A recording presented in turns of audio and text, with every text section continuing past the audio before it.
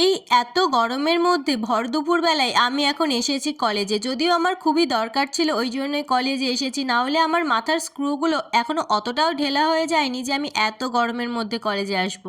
আমাদের এই দুই বান্ধবীর জীবনে তো কোনো প্রেম নেই, কিন্তু কেন জানি না কলেজে এসে সর্বপ্রথম আমরা ওই প্রেম বাগানেই যাই। তবে আজকে প্রেম বাগানে এসে দেখলাম জামরুল গাছে অনেক ছোট ছোট জামরুল হয়েছে। তবে এই জামরুলগুলোকে বড় হওয়ার আশায় রাখলে হবে না, হয়তো আমি এখন পারবো না, কিন্তু এই কিছুক্ষণ পরে আরেকজন এসে পেড়ে নিয়ে চলে যাবে। জামরুল খেতে খেতে আমরা দুই বান্ধবী একটা জিনিস আবিষ্কার করলাম, যে আজকের এই কলেজের পরিবেশটা ঠিক আমাদের জীবনের মতো, মানে পুরো মানে পুরো ফাঁকা। মানে তোমরাও একটু লক্ষ্য করে চারপাশটা দেখো। এই যে আমরা এখন প্রেম বাগানে বসে আছি, অন্য সময় হলে এই প্রেম বাগানটা পুরো কাপলে ভর্তি থাকতো, কিন্তু আজকে পুরো ফাঁকা, কেউ নেই।